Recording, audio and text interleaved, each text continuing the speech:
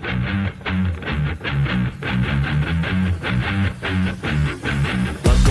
in, come meet my Bristol bro. Anything from this to that, my Bristol bro. So nice to introduce my Bristol bro. Anyone from him to her, my Bristol bro. Work with these hands, you see this hard form. Say with your chest, my pen is hardcore. Even at my desk, feel like a star-lord. And it shows how much we give it all for. Now it's time to give them all an encore. Till it's back to the chalkboard. Welcome in, come meet my Bristol bro. Anything from this to that, my Bristol bro. So nice to introduce my Bristol bro. Anyone from him to her, my Bristol bro.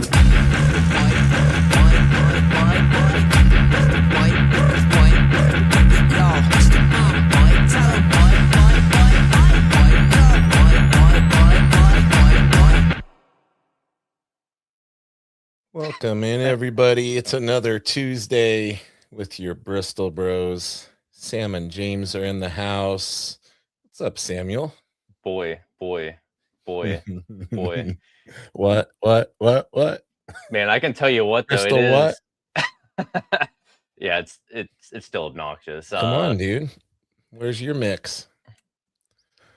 Not Don't like worry you're about busy. It's not like you're busy or anything. Yeah, dude, I actually just finished the Kickstarter today. Like, I'm officially like done with it. I have Nice. 2 more pieces of like pinups that I'm waiting for, but it's like, it's really not crucial to the campaign. But June yeah, 3rd, right? Yeah, launching June 3rd. I have it completely 100% finished up. Like, the book is completely done. So it's like, as soon as the Kickstarter is finished, I can send it straight to the printer and people will have the book in their hands within a couple of weeks. Awesome. So we're gonna do the launch party. What, the 2nd is the day before, right? So we'll be able to kind of kick it off on here. Yep. Yeah, just a normal time slot that we usually Sweet. do on Tuesdays, and then the following day on the 3rd, I'm going to be launching it that morning. Awesome. Well, before we bring our guest in, let's catch up on the chat. We got our buddy Yevgeny Sokolov, Bristol Bros. Hey guys, speaking of White Line Deadline, the Yevgeny Sokolov cover, Yes, sir. Killer. We got our buddy Michael Gardner in here. As always, we got Comic Collecting Coach. We got Victor Medina. We got Squid Marks. Tristan Warner says, great job, Sam. Thanks, Tristan. He says he's looking forward to using my mirror and checking out the new issue. And Vic wants to be like Yev. Don't we all? Just need to draw more rebar, Vic. It's not that hard. We've got Crows. What's up? Awesome. The best Goku says, yo, boy, you are not tough. No, Sam is not. No, softy. He's a little softy. Yeah, combat engineer, Marine in his Corps, little veteran, pink room. Awesome. Well, we have an awesome guest tonight. Somebody I became familiar with and had on the standalone pod a while back. Mr. Warrick Walker is with us tonight. What's up, Warrick? Hey guys, how are you doing? Hey. Good, buddy. How you doing tonight? Good. Living the dream, every moment of it. Safe to say a little bit later there for you? No, I'm in California. So that's right. You're another West Coast guy. Yeah. So when you said 7 p.m., I was like, beautiful. Thank you. Sam and I are used to having these East Coasters and these people in the UK and 100%. It is. It's kind of crazy. There's a lot of indie comic creators out in the East Coast. Like a lot of the ones I've befriended online. Yep. It makes me envious of Heroes Con. I have yet to do Heroes Con, but it is something that I need to experience for sure. Yeah, Noah, who I just had on the pod today, he's going to be at Heroes Con too. It's his first con he's ever gone to, actually, and he said he wrote a book that he's working with an artist that they're debuting at Heroes. I'm like, dude, your first con and you're going to be at a booth? That's pretty cool. That's super sick. Are you going to be at a table at Heroes? Not Heroes, not this year. Okay. I was looking at the logistics of maybe trying to go next year. I never really did a lot of cons or like pop-ups, and Yeah. this year I did decide to change that. I've done 2 so far, and I have 2 next month. I'm going to be at Whittier Con on the 7th, and then I'm doing Fan Expo, which is like a 3-day event, and that's in Anaheim at the convention center, and that's like probably the biggest con I will have done to date. Nice. And Mark Hamill's one of the special guests there. It's like there you go. It's a pretty cool like convention. And then later in the year, there's a museum that's doing like a cool like curated like comic event. So I'll be at that as well. So I'm trying to get out of my computer space and actually meet people and share my stories with people directly instead of just having an online presence. So that's cool, man. Getting out there, getting in 100%. The mix. Yeah, it does make a big difference, like being at cons with people and like getting to network that way. It makes a huge difference. And like you get put into situations that you never thought that you would get put into before. So then it just opens up more networking opportunities because of that. It's like, hey, I'm going to go out to, drink or get a pizza with so-and-so. And then next thing you know, there's 10 other people at the pizza shop, and that turns into other things. So you never know. Yeah, definitely. Like the first pop-up I did, I got sat next to, I didn't know him at the time, but Chris Robinson, who is an editor. He edited stuff for Marvel, and then he did a lot of things for Ed Piskor as well. So that was really cool. I got to like talk to him and befriend him. And I didn't realize how much, you're kind of sitting at a booth all day. So you just start kind of like looking to your left and looking to your right, and you just start chatting it up, and you have no idea who you're sitting next to. So it was very cool. Yep. Yeah, you never know the little opportunities that may arise. Who are you going to be at that con that you're going to? Who are you going to be with? You got some of the other creators. Is Raymar going to be there? Any of those guys? Raymar is not going to be there, but okay. I'm splitting a table with my buddy Marcus. I'll send you some of his work. Super cool guy. He's kind of working on his own superhero series right now called Beehive, and really fun designs for the characters, and everything kind of revolves around this galactic honey, basically, that like, kind of embeds itself and you gain powers from it. Really fun stuff, but I'm also going to be next to him at Whittier Con as well. So that'll be really cool. Oh, very cool. Yeah. You're going to be, convince Erwin to go. Yeah. Erwin, he was always like doing the circuits. As long as I've known him, he was doing cons, and it seems like recently he's kind of like stepped back. I'm not entirely sure what he's become more elusive. Oh, he's a homebody through and through. Yeah, he is. I used to send him texts to remind him to walk, because like I think if you just let him sit at his desk all day, he'll just draw. Yeah. And I'm like, dude, you're gonna have blood clots before you know it. You need to get moving. So yeah. The life of an artist. 100%. Deep vein thrombosis. Sedentary lifestyle for sure. Well, for the sake of the people watching or, that are tuning in who aren't familiar with you, Warrick, who haven't listened to my podcast with you, why don't you let everybody know how you got into writing and where your love of writing started? Yeah, definitely.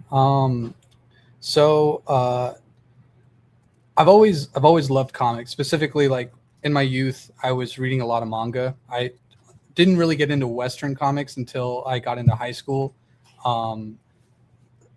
It's not that I dislike superheroes. They just never resonated as heavily as a lot of other individuals. And so I kind of just always veered away from Western comics, because in my mind, that was always like, Cape and Cowl. It was always superhero stuff. Yeah. And it was my discovery of Hellboy that made me go like, oh my God, like there's some really good stuff out there. And that's what got me turned on to like Dark Horse and Image and Vertigo and a lot of these other, well-known publishers, but not the big two. So I would say once I started discovering those stories, I started realizing like, man, like there's a lot of good stuff here that I need to start reading as well. As for storytelling, when I was going to college, it was for film. I love film. I love movies, and I've always loved the idea of storytelling through film. But Film is really hard because you have to work with a lot of people and you have to depend on people to take care of their stuff and make sure that they fulfill their end.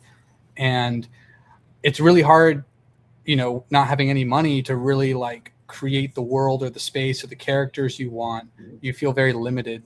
And sometimes that limitation is good because it forces you to be more creative with what you have. But I eventually realized that, comic books, like I can create that world I'm envisioning. I can get that look, that feel that I want. And I'm really into a lot of like high fantasy stuff. So, if I was making some indie film about some guy who's going through a rough moment in his life, that's pretty achievable. I could make that. But I wanted to make these grand, pieces of like castles, dilapidated, kings being slain, and that's just a lot harder to pull off, when you're starting out. For sure. I never, as much as I love comics, I never was like, I'm going to make comic books because I didn't draw. And as dumb as it may sound, it took me a very long time to realize that I could still make comics even though I don't draw. I could just be a writer. And it was Erwin, who we were talking about earlier, that kind of like helped me stumble into that. When I first befriended Erwin, I was sculpting a lot, and basically we had a group of art friends. We'd all meet up and hang out and just make art and just laugh and drink beers and just enjoy each other's company. And the more and more I was around Erwin, he had created this character called the Angriest Warrior, which was a parody of Conan the Barbarian and also the Ultimate Warrior. And I thought it was hilarious. I'm a huge Conan fan, and so every time I saw him, I was like, "Oh, you should have him do this. You should have him do that." And we would be laughing about it until one day Erwin was like, "Would you want to write a story for Angriest Warrior?" And I was kind of like, "Whoa!" Like I didn't realize that was a possibility. And of course, I said yes immediately, and that turned into the struggle of like realizing I knew nothing about making a comic book. Yeah. And I messed up a lot on that first comic. I thought I was helping him by like formatting everything. Like I did the panel layouts and stuff, and I gave him the Bristol boards to basically ink on top of, just to help save time, not realizing that like traditionally, if you're going to be inking, a lot of artists work on 11x17 paper. In my mind, all paper is rectangular. So if I just buy rectangular paper, not realizing when he has to shrink it down into that comic size, like that's all super crucial. Didn't know any of that. So I basically gave him all this paper and he had to like redo everything himself, potentially creating more work for him. So were you trying to do thumbnails and things? Yeah. So I was like thumbnailing stuff for him, very rough, just, to help him give an idea of what like I was thinking when I saw it.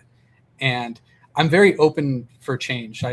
Every time I work with an artist, I always do the thumbs. I always do panel layouts because it just helps me figure out the pacing and what actually can fit on a page. Because it's very easy to overwrite on a page, and then all of a sudden it doesn't work. So if I at least do the panel layouts, I can give them to the artist, then the artist can be like, "Oh, this is cool," or "Oh no, I think I can make this better," and then they have free range to basically like make those edits. Yeah. But yeah, Erwin was the first one to really just kind of give me that opportunity, which is insane because Erwin is an insane artist. So that to be the first artist I got to work with was like huge. And he absolutely killed it. And that's what ended up being Angriest Warrior Dead Ends, which was a one shot.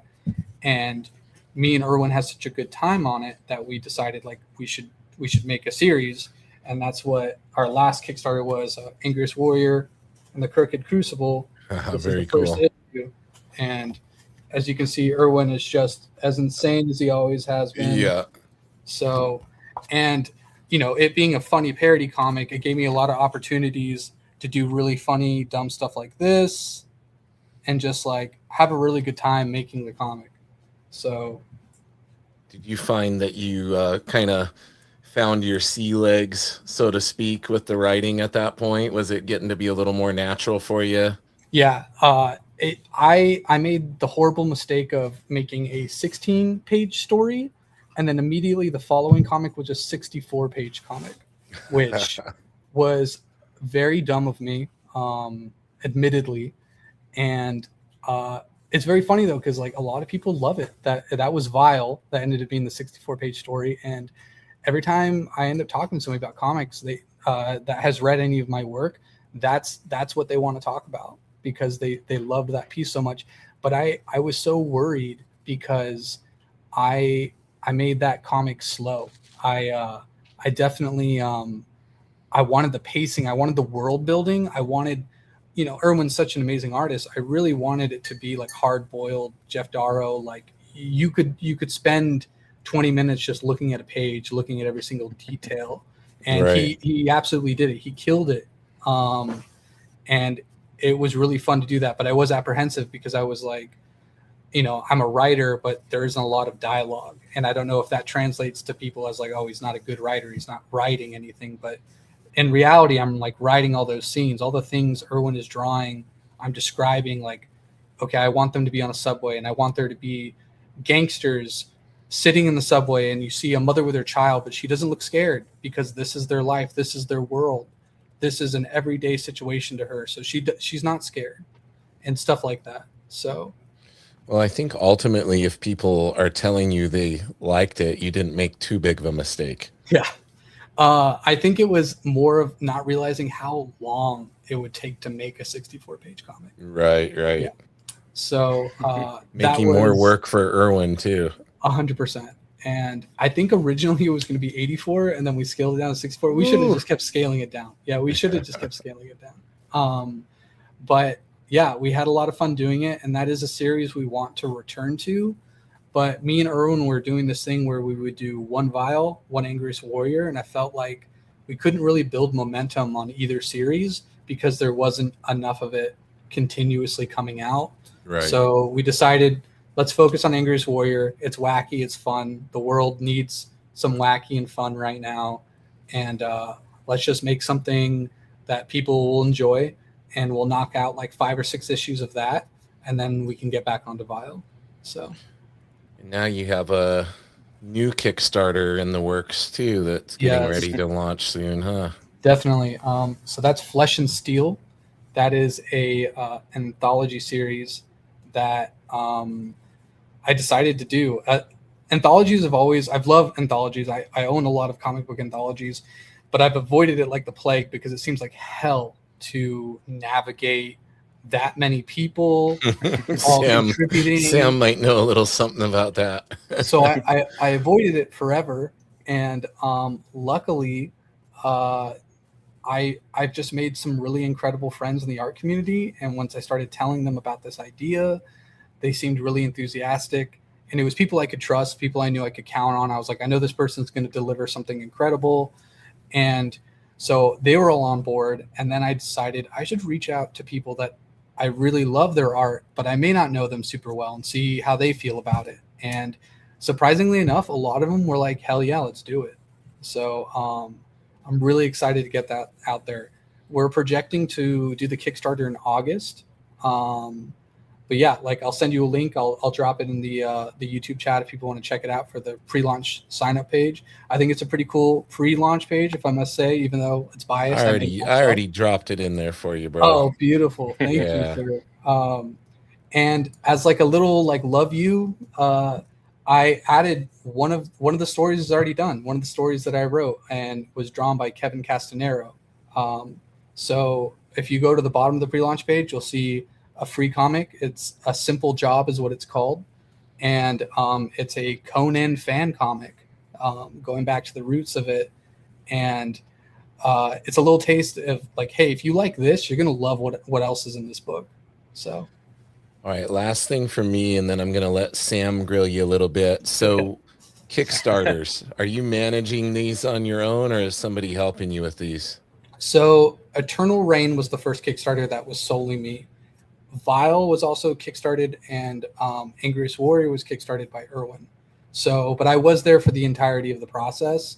So Flesh and Steel will be me. I will be the one who's like coordinating and making sure everything gets shipped out. But luckily Eternal Reign was a nice little like test run to make sure okay, can I get this printed on time? Can I mail everything out? Because I'll be honest, I never used the mail prior to like making comic books. Right. And Eternal Reign was my first like, shit, I need to print labels. I need to put labels on packaging. I need to make sure this is packaged well so it doesn't get damaged. So I'm very confident that I'll be able to knock this out. So Awesome, man. I'm confident you will too. We'll pray the postal gods are on your side and nobody drop kicks the packages on their way. Yeah, you can be like Amazon and ship me screen tones in a polymailer bag, and they show up just crumbled up. Ugh, Incredible. Yeah, horrible. incredible stuff. I mean, I guess my first question for you is just based off of the Kickstarter that you're currently promoting. Are you writing all of the stories for it and then having other people draw them, or is it kind of like they're submitting like their own projects to the book? So there was 3 stories that I really wanted to tell, and that's what originally got the idea of this anthology going. And I reached out to 3 really good friends, and I was like, hey, like, how would you feel about illustrating this? And I was fortunate enough where they really liked the story, they really liked the message, and they were willing to do it. And I was like, cool. Now I started reaching out to other artists, friends and artists I didn't know, basically saying, hey, like, I'm doing this anthology. Here's one of the stories that I wrote, so you can see like the quality of like care and effort that I'm putting into this project and how serious I'm taking it. Let me know if this is something that would interest you. And the artists that did reach back, they were like, cool, like, well, what story do you want to do? And I told them, I was like, well, if you have your own story you'd like to tell, like, I would love for you to contribute your own story. But if you feel like you're struggling and you need help, I can do a story for you as well. And so what originally was going to be 3 stories on the anthology, I'm doing 6 now. Wow. So and it was very cool because I have this Google Doc sheet that's just all 1-sentence prompt ideas that I've had that were like, oh, this might be kind of cool to do. And when those artists were like, I don't have an idea, can you help me? I basically would send them this list and I'd be like, does any of this resonate with you? And then they'd be like, oh, this is a really cool idea. And I'd be like, cool, I'll write it. Like, let me, how many pages do you want it to be? And then I would write that script and send it to them. And I've been fortunate enough to get really good feedback from those 3 stories as well. So I'm really excited. I wasn't expecting to do 6, but it is very cool. So.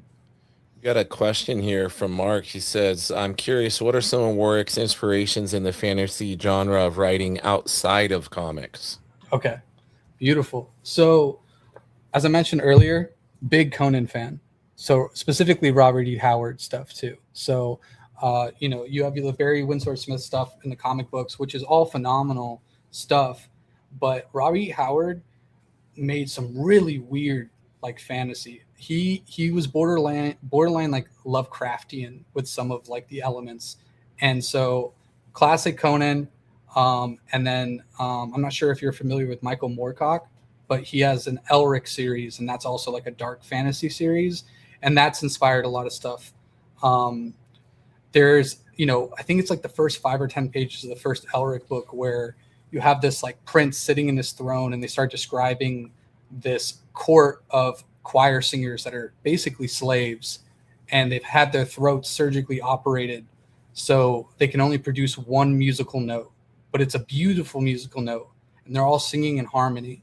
And he has this like inner monologue about like how horrible but beautiful that is too. And I find that kind of work like super interesting, where you can make fantasy like creepy, kind of fucked up, but still at the same time like kind of like dreamy.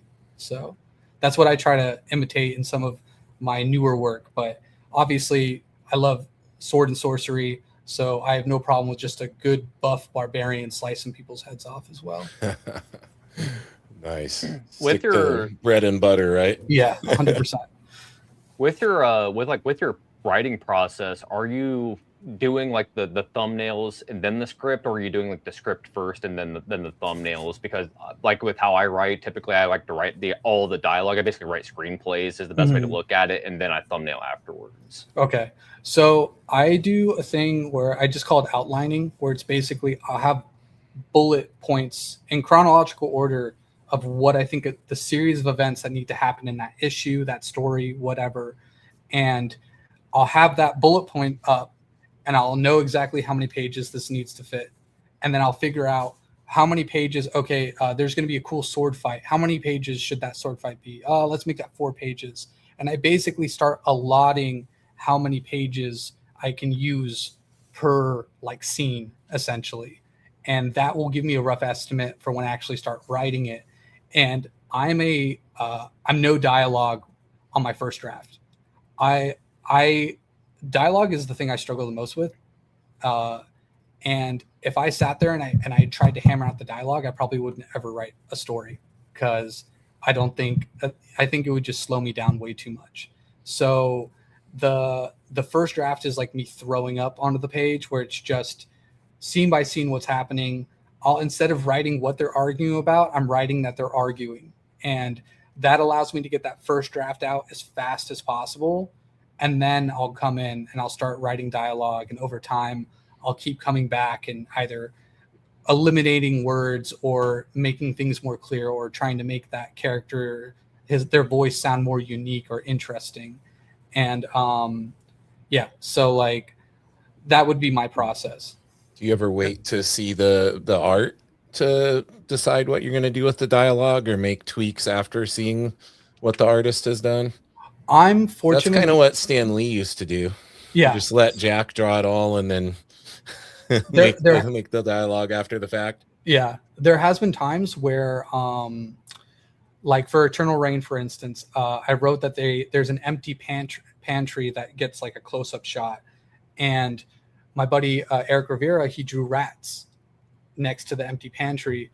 And so I ended up writing "and those damn furry thieves" into the story, because I was like, cool, like he added something interesting and I feel like I should contribute to that. And I have no problem editing dialogue and changing stuff depending on the panel layouts, because like I said, I give them rough layouts, but at the end of the day, when they turn their page in to me, they could have moved things around. So that means the dialogue also has to move, or maybe the dialogue has to shrink down a little bit because there's not as much room for that as much as I thought there was going to be, or something like that. So yeah, you have to kind of be adaptable, right?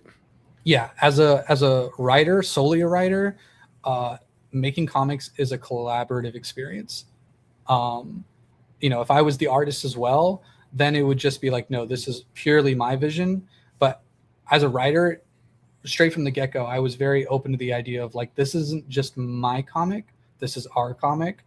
And I'm working with you because I believe you're going to be able to contribute the best you can to what we're working on. And it's my responsibility to do that as well. So I try to be really respectful when they have suggestions or ideas, or if they're like, hey, do we really need this? I'll either tell them like, actually, no, we don't. Or I'll tell them, oh yeah, that's actually important because I'm foreshadowing this. And then there's a little more dialogue around it. But yeah, like I feel like I'm incredibly open for change in my stories. Luckily, all the artists that I've worked with seem to understand like the theme or what I'm trying to get across. So that never feels like that's in danger. Nice. What else you got for him, Sam? So with, I guess the first comic you had made, you kind of had talked about how you had gone over with, really didn't think about page counts and everything like that. Mm-hmm. So now when you're going into a project, are you thinking of like, hey, I want this to be like 60 pages, or are you writing it and then allowing the story to dictate how many pages you're making and then kind of editing from there? I like to have a rough page count because I feel like it helps put me in check. Otherwise, it'll just turn into Vile and end up being a 64 page again.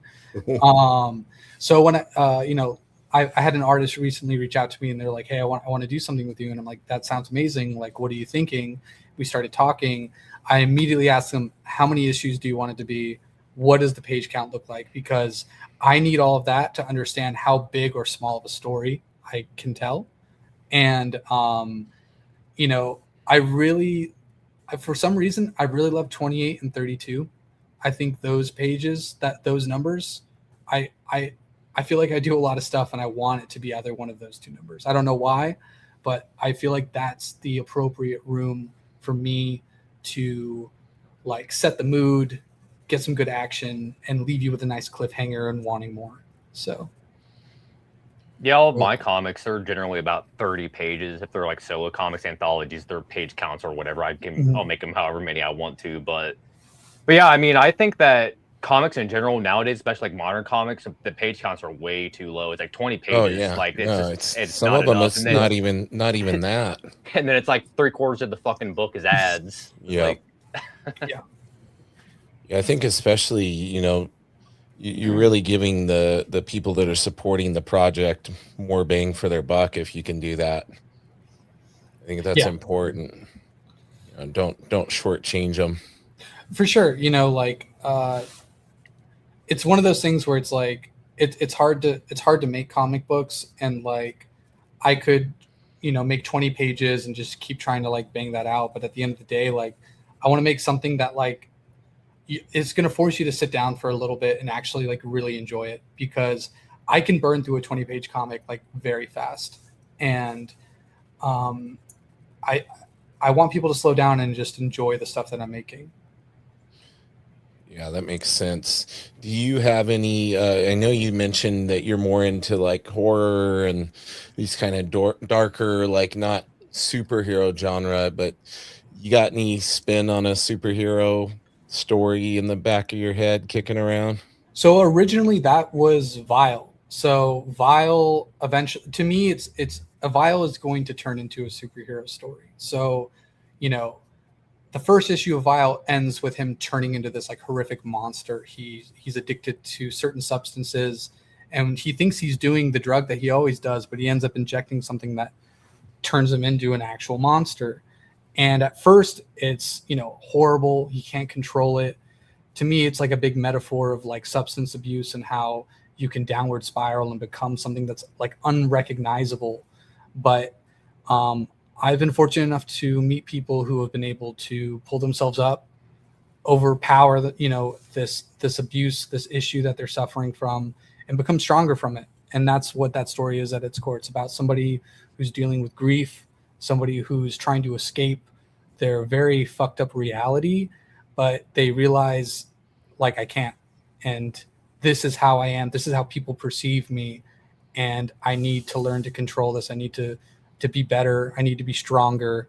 And as the series is supposed to go on, he begins to be able to control this monstrous form, start using it, for good, and, become stronger. And by the end of it, ideally, like be a hero. So you're doing it, but you're doing it your own way. Yeah, trying. Horror superheroes. Yeah, it's definitely Carpenter-esque for sure. Nice. Yeah, I'm a firm believer that like if you don't like a genre, you should tackle it. You should make the version of it that you do like. Right. I always joke around that my wife really likes like period pieces, like colonialism stuff. I hate it. Absolutely hate it. Every time there's a colonialism like setting on a movie, I immediately just want to tune out. And I told myself years ago, I was like, I need to make a comic book that takes place in this setting that I love, so I can like conquer this genre that for whatever reason I have beef with. So. It's like exposure therapy. Yeah. Yeah. yeah, no, that stuff sucks. I'm with you. It's Yeah. terrible. Yeah. My girlfriend watches like Bridgerton and stuff like Dude. that. Just like throw that shit in the trash. 100%. I've walked in on some scenes in shows that my wife was watching. I'm like, Yeah. what the hell are you watching? Yeah, it's pornographic. Yeah, what is this guy? Why is this guy doing this to this other dude? Like, what did he do? She's like, I don't know. I swear it's never stuff like this. Like, yeah, right. Ridiculous. Yeah, I'm glad I'm not the only one.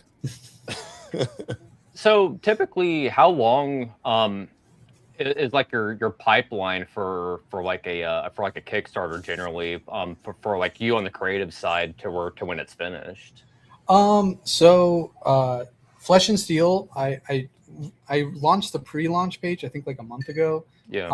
In my mind, I was like, the sooner I have this up, the sooner I can promote it, hopefully get people excited for it. So this is the earliest I've been doing it, and I think that's probably the smartest strategy.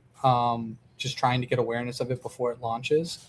But Eternal Reign, I did the pre-launch page, and it was maybe up for like a month, maybe two at most, before I ended up like launching it. And it was just because I just honestly didn't really know what I was doing. It was me just trying to figure out Kickstarter, understand how to promote stuff. And it was a struggle. You know, I wasn't doing shows like this. I wasn't actively trying to like talk to people and like do all of that. And that is a huge part of this. Like as much as some people may not like it, like the promotional side of your work is also massive as opposed as to making your stuff. You can make an amazing comic, but if you don't tell anybody about it, like nobody's going to get to see it. So, Oh yeah, especially in crowdfunding. Like, can't expect people to just discover it. yeah, You 100%. know, you're gonna get buried amongst the thousands of other projects that are on there that nobody sees. And even the people that do discover it, it's like, I'm sure you've seen the statistics and whatnot, but it's like you get all those pre-backers, and then the people that actually show up and buy the book that are from those pre-backers, it's like 30% of them, maybe Yeah. if that. 100%. Yeah, like that was I think the last Angriest Warrior we did, it was something like I think like 30 or 40% at most from Yeah. the 120 people that like pre-signed up or Mhm. whatever. So And then you get that surge at the end too of people that come out of nowhere when you're really scared it's not going to get fully backed, and then all of a sudden they come in and pull the trigger. it's such a weird lull. Like as soon as you open the gates, the first couple of days, it's just a huge burst. Then you have a good 2 weeks of just like almost nothing, and then right Yeah. at the end, everybody either just feels bad for you or they're just like, "Ah, fuck it." Like No, I think it's I've been putting something. this off. I think it's a human nature thing because I experienced the same thing when I've put on like events and jiu-jitsu seminars and things. People do the same thing. They'll initially get on and like, you know, prepay and everything, and then it's like dead and you're like, oh crap, like 10 people are going to show up, and then like 50 people within the last like 3 days of the deadline Mhm. sign it. They all wait till the last minute. It was a very surreal experience, like posting like Flesh and Steel, like announcing it. I got a bunch of really good feedback. People I hadn't even spoken to before were all messaging me, telling me like how cool it looked and how excited they were for it. And it really kind of like hammered in them like, all right, cool. I'm doing this. Like this is, I'm on the right path. Like this isn't just me who thinks this is awesome. Like absolute strangers are telling me this is awesome. So they got me pretty excited. Yeah, and people may not realize, but you're pretty new to all of this. I mean, relatively speaking, when you came on the podcast, you hadn't done too much at that point, and now you're like cranking out all this other stuff. Just since you've been on the pod, like you've had a couple of things come out, so it's got to be kind of cool to see it growing so quickly. Yeah, I definitely think this last year has probably been the most productive for comics for me.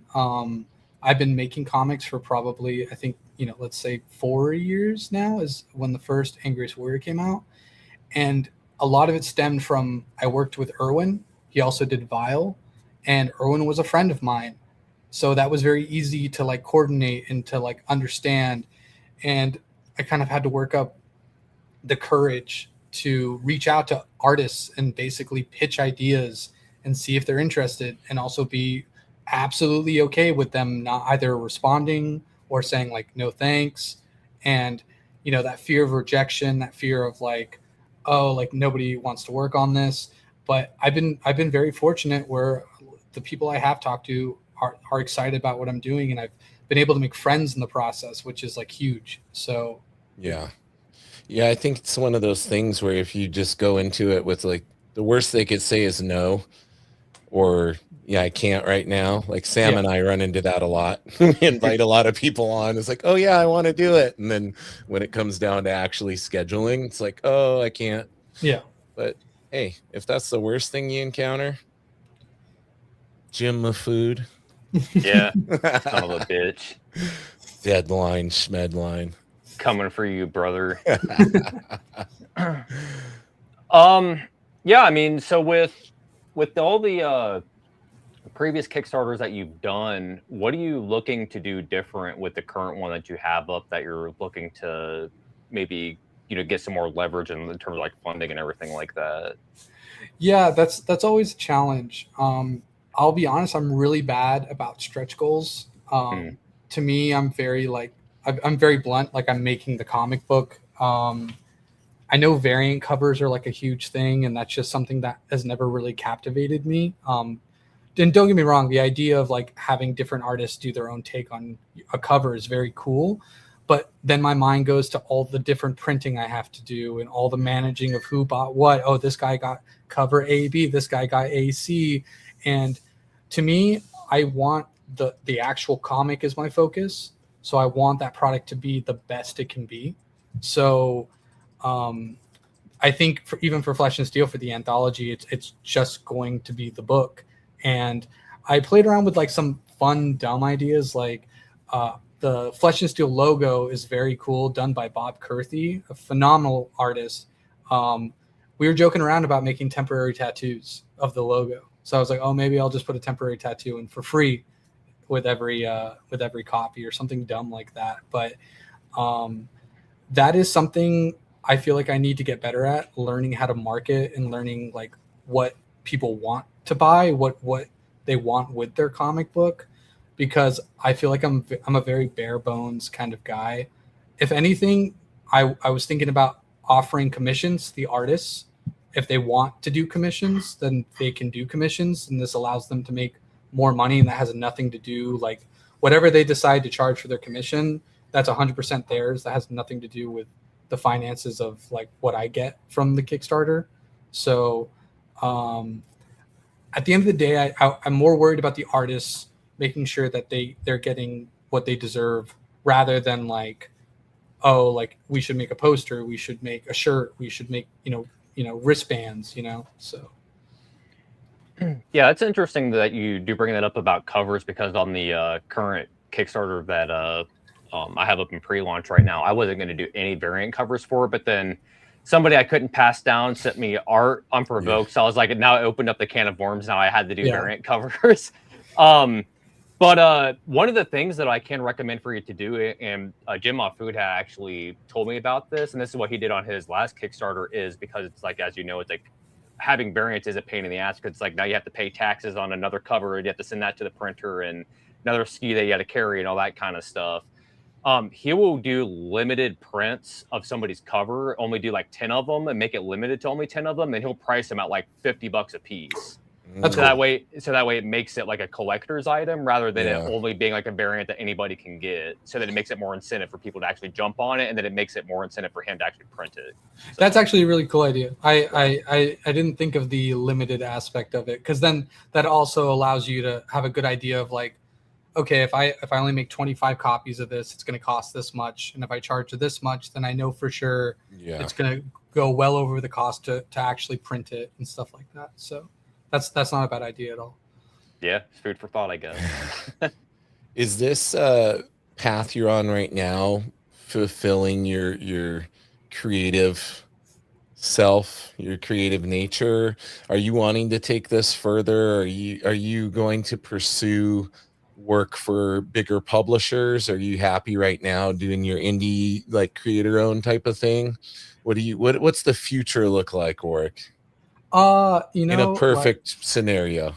In a perfect scenario, I do want to get to the point where I am published, so to some extent. Mostly just because I just want distribution. I just don't want to have to think about or print. I just want to create and then let them figure that all out. There was a point in my life where I was like, man, I really want to book, published from Dark Horse or from Image, and it would still be cool. Don't get me wrong, but I'm not chasing that as hard as I used to. But I do feel like because I'm not chasing it and I'm focusing more on the art and the story, more people are talking to me that might open that door. Edison, who just commented, knows what he's talking about. This guy has done several highly successful Kickstarters. Yeah. Sure. I was recently talking to an editor at Boom. So there's a series that it's just a 2-issue series, super action packed, that I was thinking about pitching to him. I had some really good conversations with him. But yeah, there's a couple of ins where I can talk to some people from Mad Cave, which is very cool. But I would like to get to that point, but I'm also not holding out for it. Right. Just because I can't find somebody who wants to print my story doesn't mean the story isn't worth printing and worth like getting out there. I see so many cool comic books that started out as a self-published series and then ends up getting picked up by a publisher later on for printing and distribution. Yeah. So yeah, Moonshine Bigfoot comes to mind. That was a Kickstarter deal that Image picked up. Like, Yeah. I mean, I don't know what the process is nowadays for getting something published at Image. I've heard you got to kind of have some money to spend these days, so purportedly. If you listen to the founders, it sounds like you can just pitch something, and if they like it, they'll publish it. But I've heard rumors that it's harder than that nowadays. But would doing something at Image appeal to you, having a creator-owned project there? Oh, 100%. A lot of the stuff I read ends up coming from Image. I think they have a very good selection of projects. So I would love to add something I do to that list. But I think I tried submitting something once through Image, and it's a very like bare bones kind of like Image submission page. And to me, when I did it, I already knew it was like throwing something into the void because they probably get thousands and thousands of these. Oh, I'm sure. So, but yeah, like I did it, didn't hear back, still made it. It ended up being Eternal Rain, you know? So. Yeah, I think we're in the days of, if you want to make it yourself. And if it gets picked up, gains popularity, the demand is there for it. You know, we're set up to have the means of getting this out, you know, not only getting our creativity out, but getting our work out to people. And it's like, it's funny to me, you said like you want to be published, and I know what you mean, but it's like, you are publishing, you're just publishing your own stuff. Yeah, 100%. Yeah. What you were saying is you'd like that resume piece. Like, oh, I got, you know, Dark Horse put out one of my books or whatever. Exactly. I want to see my name, and then I want to see their logo, and then that will give me the high that I'm searching for. So, is there a mainstream comic that, like a dream comic, that if you got offered to write, that you would gravitate towards? Obviously like an existing character. Obviously, like anything Hellboy related, even if it was Hellboy adjacent.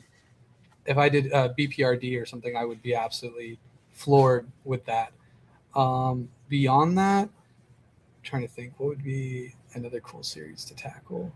Swamp Thing would be awesome. I've always digged, you know, Alan Moore's take on this weird, trippy swamp monster. Conan. Batman too. Like I love Batman. I love Spider-Man. I love Conan would be like a good fit for you. Yeah, Conan, I think I could absolutely kill. And the Punisher would be cool too. I feel like we need more Punisher stuff. And this is just me personally. I love Blade. Oh yeah, I think Blade would be super fun. I think I could do a lot of cool stuff with Blade. Yeah, like or do like a Midnight Suns thing. Yeah, there's a lot of opportunities there. As far as like mainstream publishers, like there are some suitable things that you would be really a good fit for. Yeah, and plus that needs to be kind of shaken up, because they keep kind of doing the same thing over and over, and it's like, you know, gets lost by the wayside. I started thinking about like reaching out to see how much like licensing for certain characters costs. Like I'm sure you're familiar with like Deathstalker. Like obviously they they redid the film. They made a new film that came out a few years ago, and I ended up finding out I think it was like Shout Entertainment is the one that currently owns the licensing for Deathstalker. And if you go on their website, there's literally a section that says, "Are you interested in one of our properties? Email us about licensing." So I played around with the idea of like, oh, maybe I should just send an email and say like, how much would it cost me to like get to legally be able to use Deathstalker in a comic book?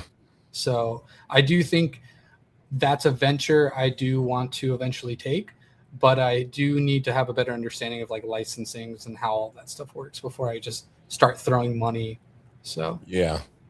Well, if you ever do get on Punisher, you got to try to bring Raymar along with you, because I know that would be his dream gig. Yeah. To be to do a Punisher book. Punisher. So yeah.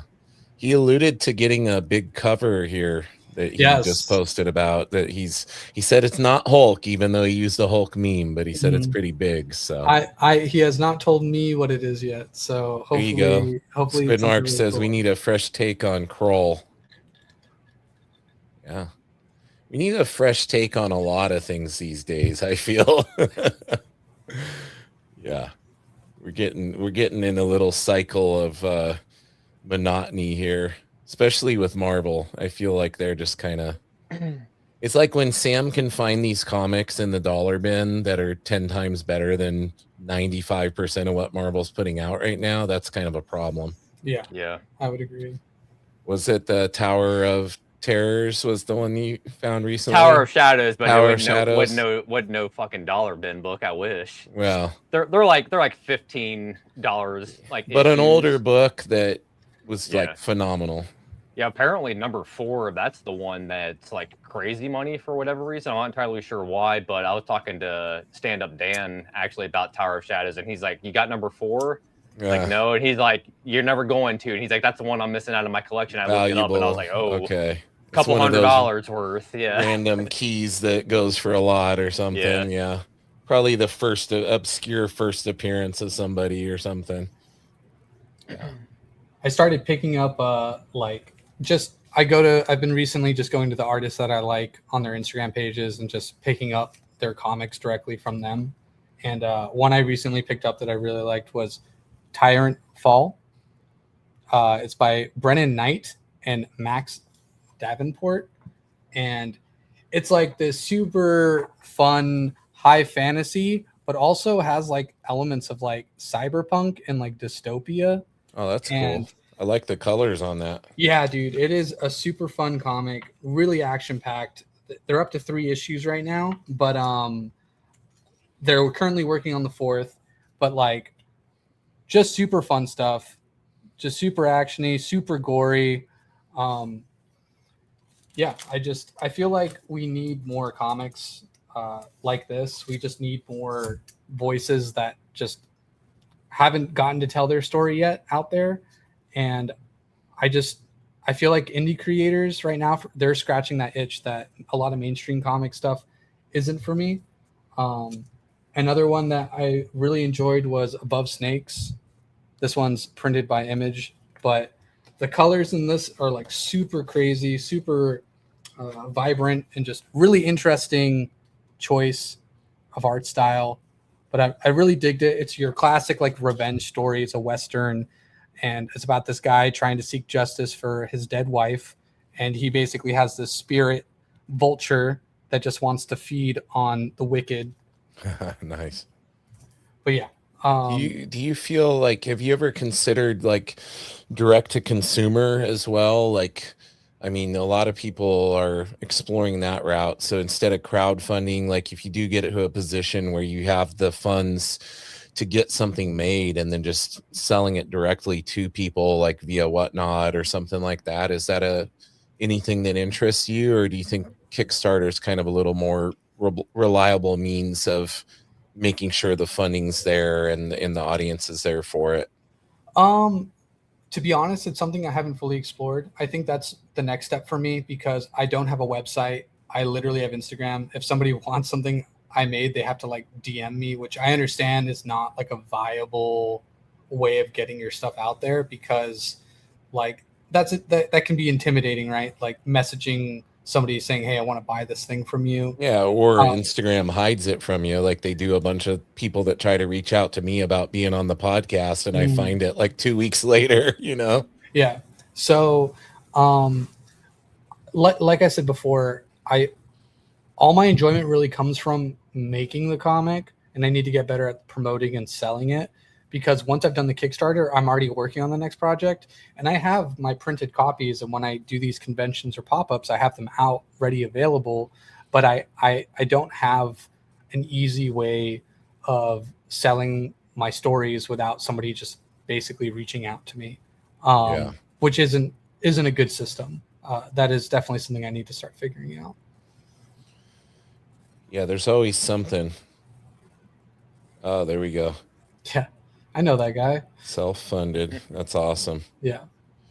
Yeah. Well, it's cool to see that you guys with all this creative passion are just out here getting stuff done. Like, I know I've said it before, but that's what's always inspired me about Sam, because he's out here just hustling and constantly creating, constantly working on new projects. Like, if we could, publicly talk about all the stuff he has going on, people would be blown away. But it's like he doesn't sleep, so that helps in getting all this stuff done. But it's cool to see you guys like that have this passion and creativity, like taking action and actually doing it because you love it, and it's in you and you have to put it out there. So that, to me, Yeah. that's really neat to see. I definitely think if you're getting into comics because you think it's lucrative, you're probably crazy. Yeah. I have severely lost more money than I've made money making comic books. For sure. Which hasn't been a problem, because to me it's something I love. So it's like I'm going into it and I may not be getting a financial return, but like an emotional return is insane. When I have that book in my hand, that feeling of like, fuck, this is perfect. This is what I wanted. It's here. I can show this to people. And I'll never forget when I first started making comic books, like my friends, they all found out and they're like, oh, that's cool. And then when they saw the art, they were like, oh, dude, this is like a real comic book. And I started laughing. And I was like, what do you mean? Like, it's always been a real comic book. But I think when they see such good art accompanied by like an interesting, good story, to them, it also like kind of nails in the like, whoa, like this isn't just like he's playing in the sandbox. This is like he's legitimately like trying to make something. So yeah, becomes a physically tangible thing that they can hold in their hands and see. That's so cool. Well, Sam, do you have anything else for Warrick before we wrap things up tonight? Keep making comics. Yeah, Done. absolutely. Done, Sam. And Warrick, do you have anything else you would like to promote while you're on here? I've been putting your Instagram up on the screen and everything. I put the link for the pre-launch in the chat and everything. So what do you want to leave everybody with before we shut things down here? I would say if you're thinking about making a comic, just do it, because if I had realized that I could have started doing this like years ago, I would have started sooner. I would have dedicated more time to this craft and try to contribute to this community that I feel like has given me so much. Comics have always been there. When I'm having a bad moment, I guarantee you I sat there and read a story that helped motivate me or inspired me or made me realize, you know what, maybe this emotion I'm feeling right now isn't just an emotion I'm feeling. It's something other people are feeling. And if you have the means to contribute to that community, I say do it, because it's just going to make it stronger. It's just going to make it more interesting, the more voices being, heard. For sure. I couldn't have said it better myself. It's been awesome having you on, and greatly appreciate you making the time. Glad you're not an East Coaster that we're keeping up way past their bedtime like we did last week with poor John was in his pajamas ready to roll into bed when he got off here. But, I got one more thing. Sorry, yeah, James. Go for it. No, don't be sorry. Clay just put up his pre-launch page for Yellow Moon. I'm not sure if you've gone to see that yet. Please, if there's a way to share that, I would love people to check that out. I signed up for it. It looks absolutely insane. Yellow Moon, is it on, you said Kickstarter? I don't know if it's on his Kickstarter yet. It's definitely on his Instagram. He has it as one of the top links, but he's basically has a poll open where if you sign up, you can do a little survey and you can help choose what the sticker that will be accompanying the book will be. Oh, wow. Okay. I'm pulling up the IG real quick. Cool. And he has some of the art that's in the comic book on display. It looks so good. I'm so excited. I see it here. Yep. Yellow Moon is coming.